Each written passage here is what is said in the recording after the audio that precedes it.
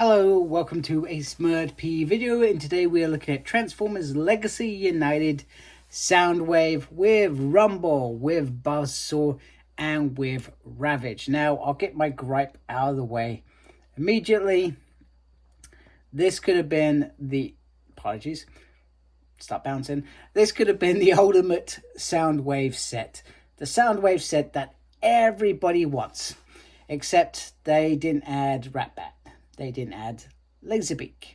They didn't add, what's the other one? Frenzy. Yeah, 3 more cassettes, and, you know, this would have been the ultimate Soundwave Soundwave set, in my opinion. And you know what? If they charged another, 30 quid, would we blink? Probably not.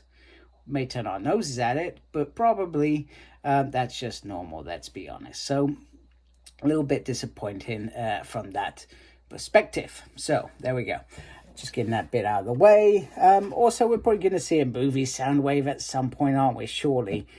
So, you know, once again, Hasbro milking the mode, but let's be honest, who doesn't like a good Soundwave figure? So Soundwave transforms in 18 steps, Rumble 8 steps, Buzzsaw 4. Oh, it's that awful Ravage. I forgot about that one. 7. Why couldn't they have given us this Ravage and that awesome Ravage from the Ravage Pulse set, whatever it's called. I can't remember what it's called. And then on this side, beautiful, beautiful artwork. Not going to gripe about that. Anyway, let's get this figure out and just have a look at him again. Because it probably is the same figure we've seen before a few times now. Okay, so just out of the packaging... LED piping, I think that's what it's called, or lead piping, I can't remember. Anyway, the stuff that makes the eyes glow, but it's annoying when you take the light off, because then you've just got this sort of dull sense going on with this figure, which isn't so bad, because I do like the dark colorization. Inside, I've got just Ravage in there at the moment, and then you can see the detail within the chest. So, as always, I feel like this figure is just as beautiful as he always has been. I'm just going to take this out carefully, because then you can see that like that, which looks awesome. And then obviously we're going to put another one. We'll see how well this goes. This could be a disaster, or it could be successful. We will see. Well, actually, that was quite successful. I do like the yellow in there, so you can see what it looks like with a tape as well. Now, it comes with the same accessory, so he has the beautiful piece on top, and then he has the gun. Now, if you've missed out on Soundwave over the years, bear in mind, there has been a few releases now. This is going to be your best option to get it at, I say at retail. This is still reasonably expensive. Compared to when it was first being released with Netflix Soundwave. It's probably jumped up an extra 10 quid. Bear in mind, it's got an extra cassette in it. So if we think about cassettes are, you know, if they were released as core collections, they would be released about 10 pounds a pop, or maybe 12 pounds, depending on where you're getting it from. So he can obviously, you can get his finger in that position there. Very simple. You can press this, and if things go well, it just releases. Sometimes it's not that simple and not that flush. Now, the detail on this figure is still one of my favorites. I still feel like it's got some real beautiful detail throughout. If my camera decides to focus, got some beautiful detail all throughout, even on top of that gun. I mean, just look at that. That looks really nice. At the back, and down below, and then the front pieces there. So beautiful. One thing I was thinking about in terms of articulation, bear in mind how much Hasbro has moved Transformers over the last probably couple of years. They have got crazily better at articulation, whereas this feels a little bit flat. And this is perhaps where Studio Series, you will want that Soundwave when they do release it, because it will have better articulation. So, for example, you know, he's got this great gun that we remember, except he, you know, he can't get his hand into a decent position, so he's holding it in 2 hands, you know, blasting it, etc. You could say, okay, he's good, he can blast it with one, but you know, I'm just pointing out the fact that it would have been cool. I mean, for example, he's still got these pieces under here, which I find irrelevant to this mold. They were more designed for the original War for Cybertron figure. So, I mean, it's great that he's got a little side cannon, but he didn't really have one in the show. So it would have been nice for that to be replaced. So, you know, minor little things that could have just made some of us old fans a bit happy with it, you know, a re-release.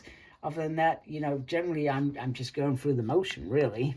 So head can go all the way around like so. We'll look up and down. Nice, going all the way around there. You can lift up, go in like that, because that's part of the transformation. Nice swivel on the waist. You just got to remember, you got to lift that bum flap up, or not. Maybe it's the bum flap that's in the way.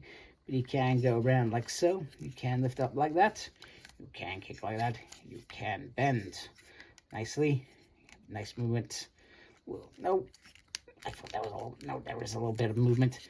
Very little bit of movement. And because of the bum flap, you're going to have to lift that up if you are going to get that back piece into a decent pose. Okay, so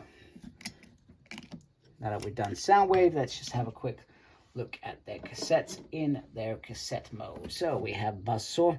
I think Buzzsaw is probably the only one that I haven't picked, but it's literally the same as Laserbeak, hence why it would have been easy for them just to give us that. Yeah, I know, I sound like an old hag complaining. Ravage is probably going to be the most disappointing, because it was disappointing the first time round. And then Rumble, I didn't really have a gripe with Rumble. I thought that actually Rumble was pretty decent. So what I'm going to do now is I'm going to transform some butts, and we can have a closer look at them.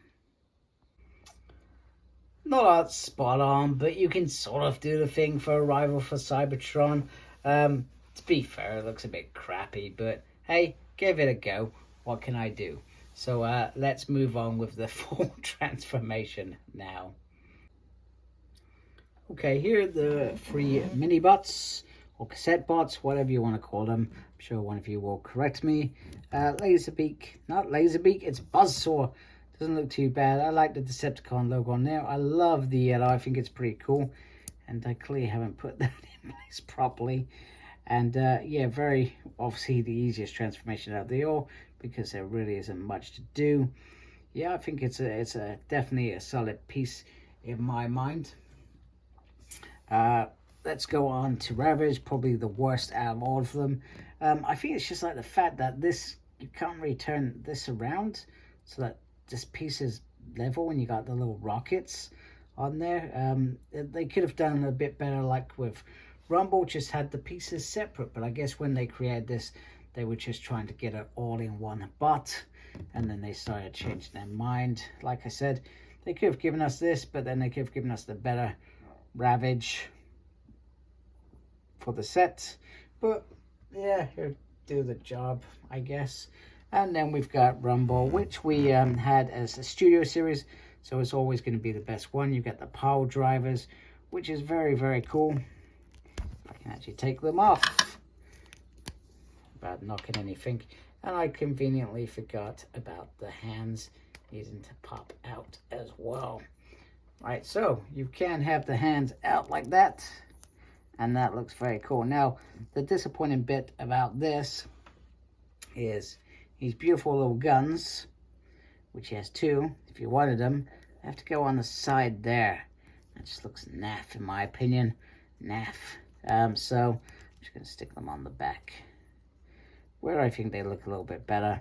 That's the only gripe that I have about this figure. Other than that, it is pretty awesome and does its job a little bit better than Sunny Ravage, but that looks very nice. I dig that quite a bit. That looks awesome. So we're going to do, let's look at the final transformation of Soundwave. So here is Soundwave in the cassette mode. Very simple. It does exactly what it needs. It looks all right.